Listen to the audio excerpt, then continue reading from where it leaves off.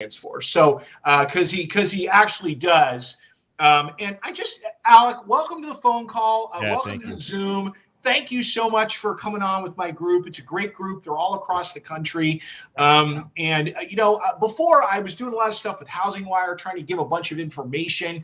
And someone said, Joel, start interviewing loan officers because they like my podcast. And we've had a bunch of now real loan people on and people love it. And where I'd like to start, Alec, with you, if you don't mind, is tell me what the number one thing on everyone's mind has been since everyone freaked out, COVID, oh my God, the sky's falling. Then suddenly all of us, mortgage people and real estate people, suddenly realized, wow, COVID, good for us. We're not going to tell anyone, but wow. And then once it all started happening, it got crazy. We had this inventory thing that, not to give your age, but I think you're closer to my age.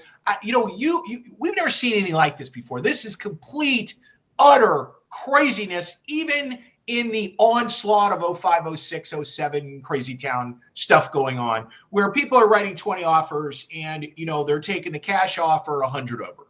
Crazy town. So one of the big questions I've been asking loan officers is, how are you dealing with this inventory thing? So I want to ask you, with your top people, what are some best practices that you're seeing, how they're helping actually get deals? Because I'm sure, without asking you to name names, I bet your top people, whether there's inventory or no inventory, they're still throwing up 30 loans or 40 loans. Like they're not complaining that they don't have new contracts because of things they're doing. And then after that, love to get your thoughts. I want to talk a little bit about what I'm calling the fall market, because Alec, I think the fall is going to be epic. I think people went away. I think they came back. I think there's more inventory. I think the rates are extremely low, and I think it's going to be crazy town. So first of all, give us some best practices. Take the floor. Go for it. Yeah. I mean, I wish there was something new under the sun on this one, Joel. I mean, so from one conversation, it's the numbers game and have patience. So you just got, like, all these top guys have patience. They're playing the long game. They know they're not going to get as many of their pre-quals into escrow.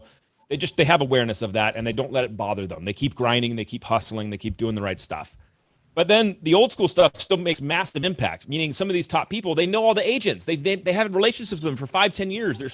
So when their deal flies across that agent's desk, it's a known commodity. And so they're also prepping their customer. They're looking at cost of buying. They're looking at cost of waiting. They're educating the customer, saying, hey, if you go over value, do you have the money to do it? Here's the ramifications. Let's look 5-10 years down the road where the house is going to be valued at. Let's look at appreciation over time, and let's make really smart decisions now, and educating the customer and the realtors through it. So relationships still dominate the game. Those that have the best relationships, they're winning their deals. And so for anyone that's newer in the business or struggling with this, one of the best things you can do is just continue to hustle listing agents, which I find ironic that loan officers always pass up the listing agent. Those were my best agents, were all listing agents. They have all the power. They have all the control. They try to double dip everything. They should be a massive part of your prospecting strategy. And so, Alec, what every loan officer has said that I've interviewed about this, everyone, last week I had on Andrew Marquis, number 5 loan officer in the country, right? Yeah. Big dog. Okay. Every single one of them said, I am calling the listing agent and I am literally selling my deals through. Yes. But then what they added was, no one else is calling but me. The listing agents are literally saying, no one's calling me. And to me, I can't even imagine sitting around bitching, crying, and moaning that I did all this work and I have all these pre-quals and none of them are getting through because my people are FHA, they're VA, they're not paying cash, whatever it is. And then every loan officer, week after week, every Monday is getting on and going, yeah, I'm calling. Now, the other thing you said, Alec, that I don't want you to go by too quick because this is a thing for me that makes me mad, is that a lot of loan officers don't know how to pencil sell. They don't know how to explain anything. If you give them a calculator and a pen and take their laptop away, once they're done crying, they'll just quit. Meaning there's no way they can work their way through it. And you said something really quick, and I want everyone to hear it because you heard this from all these great loan officers I just interviewed over the last months or whatever. They are taking the time to explain to the people what is going on. You think you're putting 20% down? Well, you better look at an option with 10% down with lender paid MI, and here's what's going to look like for you. Yep. Because the chance of you getting this house and you got enough cash to put 20% down, unless you're getting a gift, is going to be a problem. Now, the reason loan officers don't do that is A, they're lazy, But B, you know what, Alec? I don't want to, whisper it. They don't know how to do it. Like they literally don't know how to explain to the people. You very quickly said time value of money. You went over at 100 miles an hour. So just stating for the record, your best people are expert pencil sellers, correct? I mean, they can do it with a calculator. Yeah, and the core part of that for anybody that's listening that doesn't understand is look at interest rates. Every loan officer should know this. Like, what's the cost now? What if rates go up a half or a point? Everyone knows that changes your payment, changes what you can buy. So there's that aspect. And then there's the appreciation. So you can look in, like Barry Habib has wonderful tools for this. They're all over the place. You can look in and find the historical appreciation of a community. And you say, look, this is what's happened over the last 5-10 years. How long are you going to live here? I'm going to live here till like right now, I just bought a house and moved during COVID, like a lot of crazy people did. And I bought a house through my kids' high school. That's my goal. I wanted to buy a house that I could take my kids through high school so they can go off to college and then I can figure out what to do with it. But I wanted to, so I had a very clear goal. Talk to your customers. They likely have the same goals and you have to educate them on how to do this math. But this is the difference between a professional loan officer and a guy sitting with a headset on quoting rates. Big time. Big time. All right. So your people are pencil selling. Your people are definitely calling the listing agent. Are you seeing, as I know you're looking at numbers, because those of you that think Alec has this sexy job where he does nothing, he's just buried in numbers and then he has to report to someone else about the numbers. I'm sure you're seeing, have you seen an uptick in purchase pre-quals like coming in your system? You must. Huge, right? I mean, right now, I used to look at apps as an indicator of future success. And I still look at apps a ton right now, but I'm also looking at credit pulls more than ever before. Because people just can't, they're not getting their deals in escrow. We're doing pre-quals that aren't becoming full apps. So the trend line for me right now is really credit pulls on our activity and how our loan officers are doing, because I can't make more houses appear. But if their activity's high, their credit pulls are high, and that's one of the key indicators right now. But you're right. Again, it's patience, it's understanding the long game, and it's just being aware of the environment. Yeah, and then the other big piece, and I'd love to just hear what your people are doing about it is, I have this thing in my world. It's called BICs and PPs, and it's just butts and cars and partial pre-quals, and all it is it's a system for lead follow up, lead follow through. One of the things I talk about with if I'm talking to an Alec and I'm talking about your whole world, we'll be talking about credit pulls. And it just starts with the credit pull. It doesn't matter where your company is. If the person pulled their credit, here's where it starts. You saw their credit, pulled credit on 100 people, and we subtract the can't do's. The can't do's are subpar credit scores, or you don't have a program, or getting a gift from my grandpa in a year. Okay, so those are all can't do's. So we have 15 can't do's. We have 85 left over. Okay, and we closed 28 loans. Where did the other ones go? Joel, literally, did they just go into smoke? Where did they go? And guys like you, Alec, go crazy with this. Down at the loan officer level, they don't really realize what's going out the back door until they look at it. But the whole time since I've been in the business, which is a pretty long time, it's always been the agent is the spoke. They're the hub, and we're a spoke, right? And the agent has control stuff to the point where there's people on this call that still get contracts with people they haven't pre-qualified, like insane stuff like that. And I've been telling loan officers for 6-8 months, maybe a year, this is a unique moment in time where we can take some of that back. We can almost become the hub, because if the borrower isn't prepared to buy that house, the listing agent's looking at 10 offers. There's no way they're looking at a lister where you're missing a pay stub or you're missing a bank statement or anything like that. How are your best people handling docking up front, just doing it the way it should be done that we've kind of got away with over time? So I've yelled about this now for 8 months, and I'm very convinced that one of the single aspects to define an originator's success in the future is their ability to manage leads. Period. If I can sit down with a loan officer and say, show me your social process, show me your online activity, and show me how you manage leads, right then I'm going to know how successful this person's going to be, because the engine of a loan officer's entire business is their lead management system. The whole engine. The shiny car is the nice videos and the relationships with realtors and all the social stuff, but the engine is, what do I do with these leads? And some of this, Joel, is going back to like understanding what a workflow is. Like a follow-up program. What system can I use? I mean, you can use, there's a million CRMs, so who cares? The power is in using them. But the reality is having an intentional workflow where things are non-negotiable, follow-up is non-negotiable, when it happens, how it happens, whether it's automated or through physical manual labor. And those that are actually taking this super seriously are becoming monsters, because you're right. Right now, they get a deal, they get a pre-qual, the person gets burned out. That's a story for all time right now. And so they get burned out. So they go sit on the back burner. Well, what does that mean? How long are they waiting for? What's your follow-up process with that person? Because that's a gold mine. And if you don't take care of it, someone else is going to come take care of it for sure. And basically all of sales, I think, Alec, since the beginning of time, is get in front of people and tell them how great you are. That's sales. Hi, I'm Alec with LoanDepot. How you doing? This program, that program, this program, that program. Here's my card. Here's this. Here's that. Got anyone that can pre-qual? Okay. If you actually follow up on your leads, which everyone here has heard me say this ad nauseum, your job is not to do loans. Your job is to find people who know people who need loans, become best friends with them, and get them to refer you people that need loans. So you're supposed to get referrals.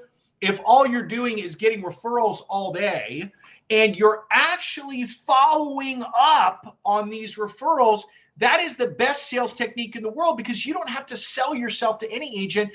Two agents in a bar, it's like a joke. 3 people walk in a bar with a duck. 2 agents walking in a bar, and one agent says to the other one, hey, how did you get up to second in the office in 3 months? What happened?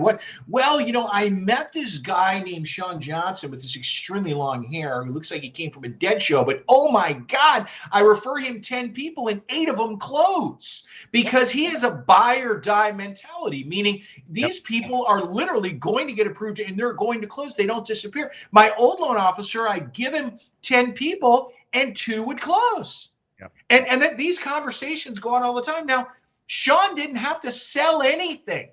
He didn't have to tell the agent how great he was. The agent already knows how great he is based on his pull-through. So, I mean, I agree with you on that one, on the lead thing. Yeah, it's massive. It's massively undervalued, understated. And again, it almost ties back to the glory days when we let realtors lead manage for us. You send them to me when they're in escrow. That world's gone. That world's so gone. Most of our top agents are just massive lead aggregation machines. That's right. Whether it's good or bad, whether you hate it or don't, they're having dialers in the Philippines hit Zillow leads, and they're just churning.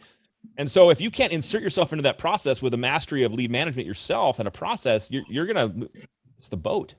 Which, by the way, for those of you on this call that have been for a crush group or know all about my BICPP system, you have it. You already have what Alec is telling you. You're just not necessarily implementing it. Alec, while I have you, tell me, just to prognosticate just a little bit, what are you seeing short term? Short term would be through end of year. What are you seeing 2022? What type of trends do you think we're going to be full rock and roll show for another 2 or 3 years? I'm not asking you to guess rates, just what the market's doing, purchase versus refi. I always like to prepare for the catastrophe. I mean, so this is my 18th year in the business. I've gone through a cycle or 2, and right now we're in another one. And so in the catastrophe mindset that my mother gave me, God bless her, it's high rates and margin compression and, oh shit, 2018 all over again before COVID came and saved everybody's ass. And so that's true. By the way, that's fact. 2018, it was happening. Stearns went bankrupt. Banks were selling their mortgage arm, Homebridge, Home Streets deal. It was layoffs. It was coming. Yep. And then, now it's still there. The beast is looming. And so we're just kind of, now we're so drunk on our own greatness that we've forgotten that this is all going to happen. So I always like to prepare for that. And there's musculature needed. There's personal brand development needed. There's a lead management system that loan officers need, that are building that musculature to prepare for that. Now, that said, I just saw a Forbes article the other day, probably a week and a half ago, that said there are 6 million renters that haven't paid rent, that are behind in rent. And there's over 2 million home buyers who have not trued up on their mortgage. So there's still economic wreckage happening around us. We're not through this in any means. Maybe the stimmy money kind of came through and gave somebody some breathing room, but I don't think that the economy in the world, the U.S. the world, is healthy. So when I see that stuff and I see carnage coming down the line, I feel like we're going to have low rates for a period of time that we should just be insanely happy about. Yeah. But then I feel like at the same time, to ignore building a personal brand, to ignore our realtor partners, to ignore listing agents, to just kind of, unless you're retiring in a year, it's like that stuff's still coming. The water level is still going to drop, and people who aren't wearing pants are going to be showcased. Yeah, and it's I see a world where you have a lot of T-Rex LOs and you can't play. You're going to close 4 or 5 loans a month. You ain't playing. You're going to get all you're going to have is a footprint in the middle of your back, or you're going to be on that person's team, because the biggest and the baddest and the best in the business, I'm a blessed, fortunate guy to know a lot of them or work with a lot of them. They are continuing exactly what you just said. It's nonstop. It is frantic. They look at refinances just like, oh yeah, put a cherry on top of that, whatever. I'm just going to refinance all my people. I don't care. But they are hyper focused on purchase business, hyper focused on relationships with agents, hyper focused on just completely dominating their market. I mean, they're not, oh, I closed 40 loans, I'm happy. No, I need to close 100, and by the way, 90 of those need to be purchase loans. And they're moving forward. I'm watching the things they're doing when I'm in their team meetings, and I'm watching the marching orders they're giving their people.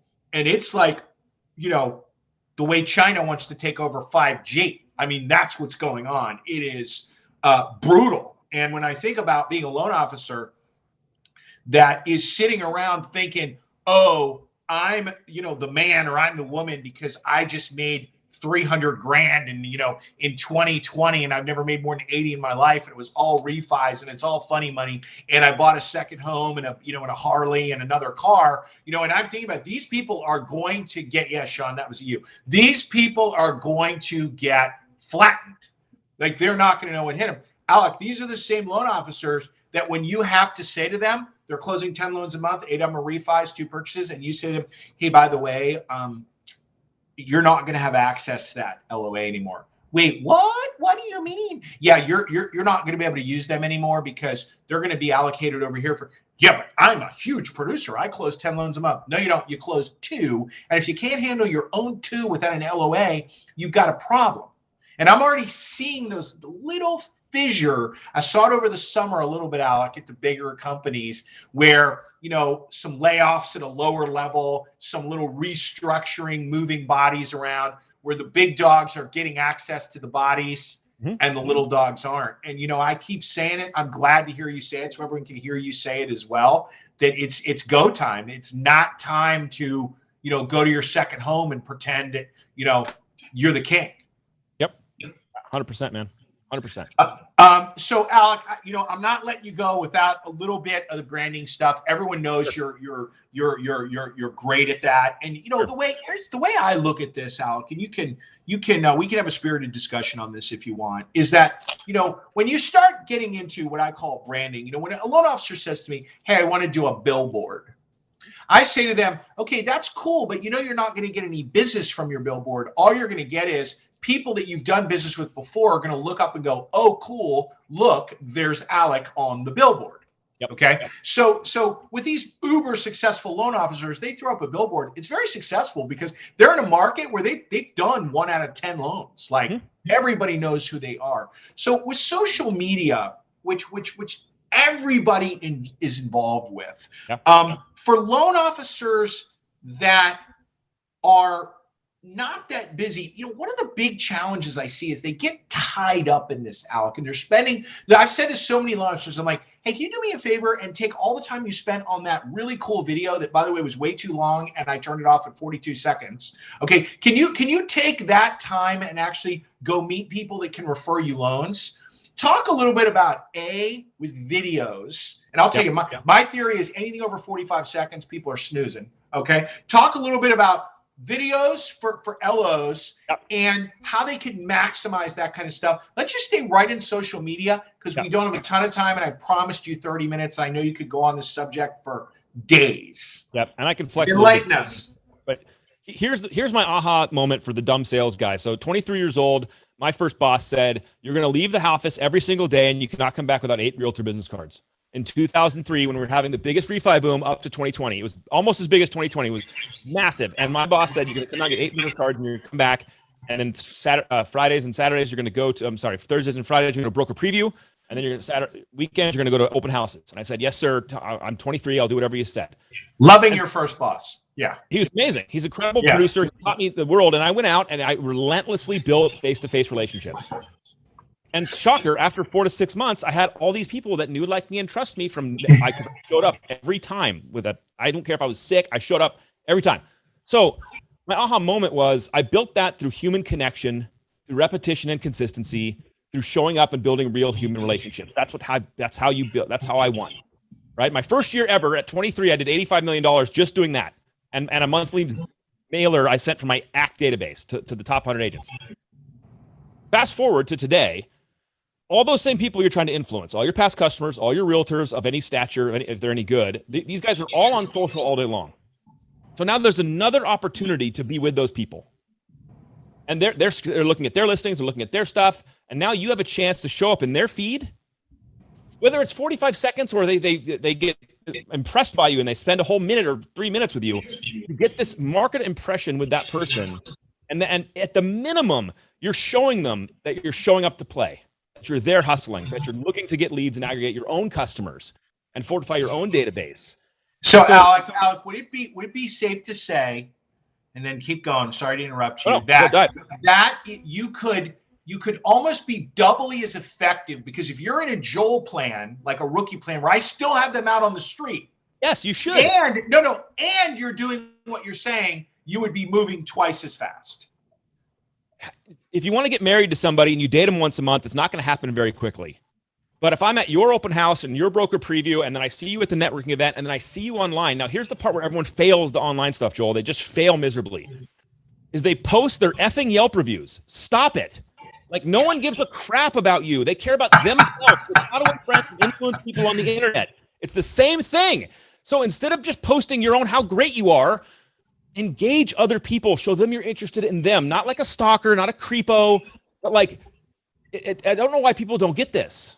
Because yet, so Alec, I have people do little things in my crush groups, and I'll have them count the likes and who liked their thing, and it's everyone that works at their company and their mom.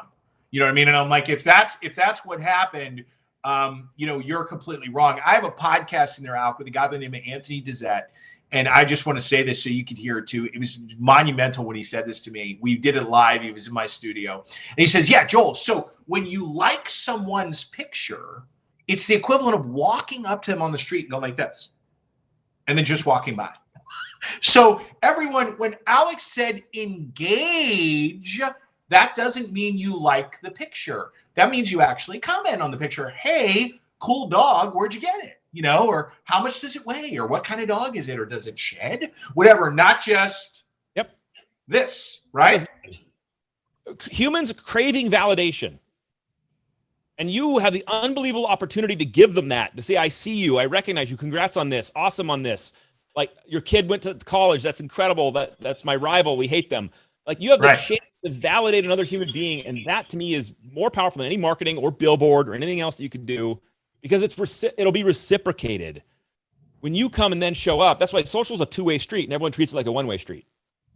Did everyone hear that? We can end on that, because that was beautiful. Social is a two-way street, and everyone treats it like a one-way street. That's the same thing as the guy, Anthony Dezette, saying to me, walking up to someone on the street, Alec, like this, and going, and walking right by. That's a one-way street, okay? And so, the key is, you all heard Alex say this. He said, engage. You heard him say, engage. And I want to just play off a little bit what he was talking about, because he went really fast. And those of you that know me are thinking, Joel, put this guy up to this, or Joel teed him up. But you heard West Coast Joel right there from when he started. Alec, I did the same thing you did. I just did it a little bit earlier than you. That's why, I gave away my age when I said I met your dad before. But here's a desk, here's a phone, get out of my face, you're on your own. Get out. If your chair looks like an imprint of your ass, you failed. You shouldn't be sitting in it. Get out. Leave. Go meet people. And when you build out a business like that, you can't lose, because the two best sales techniques, everyone, are guilt and sympathy. You can't have guilt or sympathy without a relationship. You have to have a relationship for that. Okay. So everyone, on that note, on your B2Bs this week, 3 for sure 4 for good, 5 for a grand slam in the World Series. You're not doing 5 B2Bs this week. You're failing. Delta Schmelta, I don't care. Do it over Zoom. It doesn't matter. Stay on for 20 minutes. Don't say the word mortgage. You all know the deal with your B2Bs, with your belly to bellies. Alec Hanson, real quick, how do people find you? I know you're very findable. This is going to be up everywhere. If someone had a question, and they didn't ask it because I think between the two of us, there's a lot of fast talking going on. But if someone wants to find you, is it do you want social? You want an email? How do you want them to find you if they want to ask you a question? So that's my favorite question: is how do you want someone to find you? And here's the answer. And for everyone listening, you have to have the exact same answer, and it's Google. If you can't find somebody and interact with them in 2 seconds on any platform off Google, you're invisible. Like, you're a salesperson, and if someone can Google you and you're not the first thing that pops up with 6 different ways to contact you or DM you, it's over. So we could stay on for another 9 hours talking about that, about SEO. But everyone, you're looking for Alec. He's not going to give you his number. You need to Google him. And when you Google him, you're going to find him because he's all over the place. And I already know Alec's a great guy. And if you have questions, he'll be glad to answer them. I would tell you to put stuff in the chat, but you all know I'm pretty brutal on the 30 minutes, and we're at 31 right now. But I have a feeling I'm going to have Alec back on again, and we'll go deep on one very, a really good subject, and we'll let you know what we're going to talk about before. But everyone, thank you so much. Listen, it's August, everyone. It is not the dog days of summer, no matter where you are. When Labor Day hits, grab on. I'm telling you, I've been doing this a long time. I guarantee you this will be the most robust fall purchase market you have ever seen. I talk to agents all day, every day. There's a lot of inventory coming on the market. Buyers are ready to roll. They're back from vacation. Their kid is in school, and they want to buy a house. So if the houses are there, these agents are going to be writing. You're going to need to be ready to go with your pre-quals. These files are going to need to be docked. You're going to need to move fast, talk to the listing agent. Do not sit back on your heels right now, because you have an opportunity, I think, right through Wednesday night before Thanksgiving to barely even take a breath. So with that said, thank you, everyone, for chiming in, for coming in. We're on YouTube. We're on LinkedIn. We're on Facebook. Thank you, Alec Hanson, very much for spending some time with us today. And I will see everybody next Monday at 2 p.m. Eastern, 11 Pacific. Thanks, Alec. See you all later.